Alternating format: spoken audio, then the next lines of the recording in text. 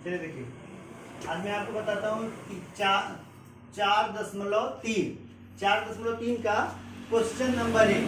बच्चों question number 1 में क्या दिया है देखिए, 4.3 के क्वेश्चन नंबर 1 में दिया है दो चर वाले रैखिक समीकरण, दो चर वाले निम्नलिखित रैखिक समीकरण में से प्रत्येक का आरेख खींचिए।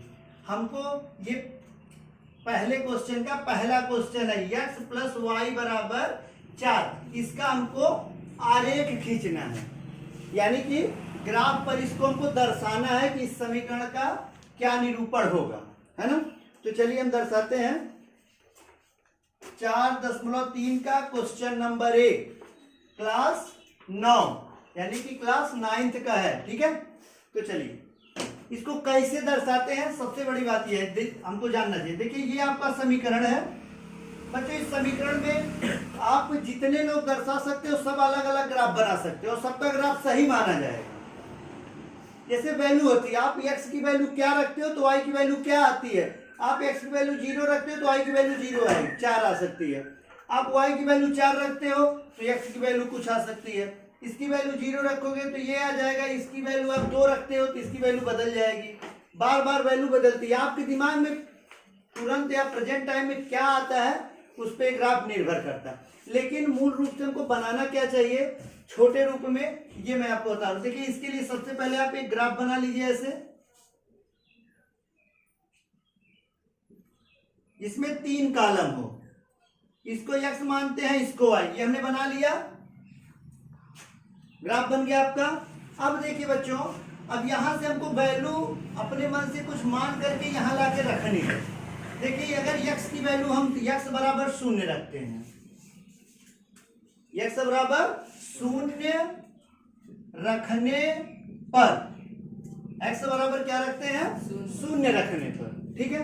तो जब x बराबर 0 रखते हैं तो देखिए यहां 0 रखेंगे, समीकरण ये है, देखिए अभी हम यहां हल कर दे रहे हैं। ये आपका समीकरण है x प्लस वाई बराबर 4 और x की वैल्यू हमने क्या रखा 0 रखा, क्या रखा 0 रखा। तो जब x की वैल्यू हम 0 रखेंगे तो 0 plus y is equal to 4, तो y इज इक्वल टू 4, अर्थात x का मान 0 रखेंगे तो y का मान क्या आएगा 4 आएगा। तो देखिए यहाँ x की वैल्यू 0 रखे तो y का मान क्या आ गया 4 आ गया। मान हम ऐसा रखते हैं कि ये जो पूर्णांक में ही हो, भिन्न में ना जाए, पहला निकल गया। अब दूसरे में हम देखिए, मान लीजिए y का मान क्या रख देते हैं 0 रखने पर, y का मान 0 रखने पर, है ना, y की वैल्यू अब 0 रख देते हैं। तो देखें क्या आता है। अब इसी समीकरण में y का मान 0 रखते हैं, देखिए यहां हल कर रहे हैं हम, x प्लस 0 बराबर 4, तो x बराबर क्या आएगा 4। यदि y की वैल्यू हम 0 रखेंगे तो x की वैल्यू क्या आएगी 4। हमारा देखिए ये निर्देशांक क्या लिखते हैं, x कामा y जिसे भुज और कोटि कहते हैं, और देखिए 0 कामा क्या हो जाएगा 4, और यहाँ क्या आ जाएगा x कामा y लिखेंगे तो 4 कामा 0, ये आ गया हमारा निर्देशांक। इसी का हमको करना ग्राफीय निरूपण। बात समझ में आई। तो देखिए जो मैं मान निकाला इसको मैं मिटा देता हूं, क्योंकि ये जो मैं ग्राफ बनाया इस पे आपको ग्राफीय निरूपण करके दिखाऊंगा, है ना। x की वैल्यू 0 रखे हैं तो y की वैल्यू 4 आई है, और y की वैल्यू 0 रखे हैं तो x की वैल्यू 4 आई है। अब हम यहाँ आपको ग्राफीय निरूपण करके दिखाते हैं, कैसे करते हैं बच्चों। देखिए ये आपका चतुर्थांश है, ये पहला चतुर्थांश होता है, ये दूसरा, ये तीसरा, ये चौथा। इसमें भुज और कोटि दोनों धनात्मक होता है, भुज और कोटि दोनों धनात्मक होता है। यहाँ भुज और कोट, भुज पहले आता है, कोटि बाद में आती है, और यक्ष पहले हम पढ़ते हैं, वाई बाद में पढ़ते हैं, तो पहले यक्ष लिखते हैं फिर वाई, और यक्ष यहाँ क्या है ऋणात्मक है, और वाई क्या है धनात्मक है। यहाँ दोनों ऋण होता है, भुज और कोट। यहाँ भुज क्या होता है धन होता है, और कोटि क्या होती है ऋण होती है। तो ये होता है ग्राफ का निरूपण, ठीक। अब दूसरी चीज देखिए, चिन्ह ऐसे होता है, पहले चतुर्थांश, दूसरे, तीसरे, चौथे में। अब देखिए ये बच्चों x अक्ष है, ये y अक्ष है, ये x1 है, ये y1 है। x अक्ष हमेशा धनात्मक होता है और y अक्ष धनात्मक होता है, x अक्ष ऋणात्मक होता है और y अक्ष ऋणात्मक होता है। जैसा कि हमने देखिए ऋण 1, ऋण 2, ऋण 3 ये दर्शा दिया है ग्राफ पे, ठीक है। अब देखिए हम आपको दर्शाने जा रहे हैं 0,4, आपको दिखाएंगे 0,4। देखिए अब यहाँ आपका मूल बिंदु है 0, तो यही है 0, आपको x अक्ष पे चाहिए, तो x अक्ष या y अक्ष या कहीं भी 0 आपका यही है। अब y अक्ष पे हमको 4 चाहिए, तो 4 कॉलम हम ऊपर जाएंगे, क्योंकि -4 अगर चाहता तो हम नीचे आते, और ये +4 चाहिए तो ऊपर जाते हैं। इस रेखा को ऊर्ध्वाधर रेखा कहते हैं, इस रेखा को क्षैतिज कहते हैं, भुज को क्षैतिज रेखा कहते हैं और कोटि को ऊर्ध्वाधर रेखा कहते हैं। आपसे यहाँ से भी क्वेश्चन पूछा जाता है।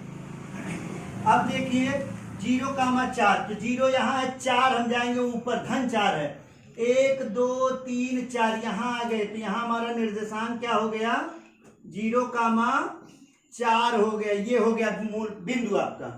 अब हम दूसरा बिंदु दर्शाएंगे 4,0, यानी कि ये x है y है, तो धन x है, तो धन x ये वाला अक्ष है, 1 2 3 4, 4 पे आ गए, और y पे 0 है तो यही रहेगा, अर्थात ये हमारा निर्देशांक हो गया 4,0, ये निर्देशांक हो गया 0,4, ये हो गया 4,0। अब हम इसी को बच्चों मिला देंगे, ऐसे फिट से हम इसको स्केल से मिला देंगे और इस पे लिख देंगे x + y = 4। ये हो गया आपका ग्राफीय निरूपण। और अगर आपको इस ग्राफ से वैल्यू भी निकालनी है तो 2 समीकरण आपका रहता, तो x y की वैल्यू निकल जाती। जैसे मान लीजिए एक समीकरण ये है आपका, एक समीकरण कोई और होता और इसको कहीं से काटता, तो बच्चों जहां काटता वहीं हम भुज और कोटि को मिला लेते। भुज जो होता है x और y, वहीं x y का मान निकलता, लेकिन यहाँ एक ही समीकरण, इसलिए x y का मान नहीं हम निकालेंगे। बात समझिए सब लोग। एक बार फिर से देखते हैं बच्चों, कक्षा 9 विषय सब्जेक्ट मैथ, ठीक है। अभ्यास 4.3 क्वेश्चन नंबर 1 जो आपका दिया है कि निम्नलिखित 2 चर वाले निम्न रैखिक समीकरण को ग्राफ पर निरूपित कीजिए, यानी कि आलेख खींचिए। तो देखिए क्वेश्चन नंबर 1 का पहला सवाल, x + y = 4 आलेख खींचिए, यानी मैं शॉर्ट में लिखा हूं कि इसका हमको आलेख खींचना है। तो इसके लिए देखिए मैंने एक ग्राफ बना लिया 3 कॉलम का, 1 2 3 1 2 3, है ना। अब यहाँ x यहाँ y, तो बच्चों यहाँ x का मान अगर इस समीकरण में हम 0 रखते हैं तो y की वैल्यू आती है, y का मान क्या आया था 4 आता है। आप हल करके देख सकते हैं और अभी हल करके हम दिखाए भी हैं। अब देखिए अगर y की वैल्यू हम 0 रखते हैं तो x का मान क्या आया है 4 आया है। तो अब हम इसको लिख सकते हैं, देखिए भुज कामा कोट, ऐसे x y लिखेंगे तो x 0 है y 4 है, यानी कि 0,4 भुज कोट, भुज 0 आता है, कोट क्या आ रही है 4 आ रही है। अब यहाँ आते हैं x y, तो देखिए भुज हमारा 4 है, कोट हमारी 0, तो 4,0, इसी को हम यहाँ दर्शाएंगे। ये हमारा चतुर्थांश है, जिसको इंग्लिश में हम कोऑर्डिनेट कहते हैं। ये फर्स्ट होता है, ये सेकेंड होता है, ये थर्ड होता है, ये फोर्थ होता है, यानी ये पहला है, ये दूसरा, ये तीसरा, ये चौथा। इसको हम क्षैतिज तल कहते हैं, इसको क्षैतिज रेखा कहते हैं, इसको ऊर्ध्वाधर रेखा, भुज को क्षैतिज रेखा और कोटि को ऊर्ध्वाधर रेखा, ठीक है। यहाँ भुज और कोटि दोनों धनात्मक होता है, यहाँ भुज और कोटि एक ऋणात्मक होता है, एक भुज ऋणात्मक होता है, कोटि धनात्मक होती है। और यहाँ बच्चों भुज और कोटि दोनों ऋणात्मक होती है, और यहाँ भुज आपका धनात्मक होता है, कोटि आपकी ऋणात्मक होती है। और ऋण धन याद करने का सबसे अच्छा फार्मूला बच्चों ये है कि हम पहले बोलने के क्रम में क्या बोलते हैं, पहले x बोलते हैं फिर y पढ़ते हैं। कभी हम y और x पढ़ते हैं नहीं पढ़ते हैं, है ना, नहीं पढ़ते हैं, है ना। तो इसमें हमको क्या करना है, जैसे हम यहाँ आए तो हमको कंफ्यूजन इसमें नहीं होता बच्चों, कंफ्यूज यहाँ होते हैं कि किसमें धन ऋण होगा, कहाँ धन ऋण धन होगा।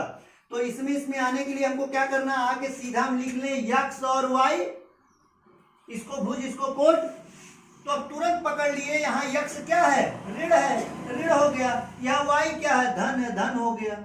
एकदम आसानी से आप याद रख सकते हो। आप किसी चीज को रटिए मत, उसके कॉन्सेप्ट को क्लियर करिए। एक बार कॉन्सेप्ट क्लियर हुआ, अब इसमें जो है क्वेश्चन नंबर 1 में 3 ग्राफ आपको खींचना है।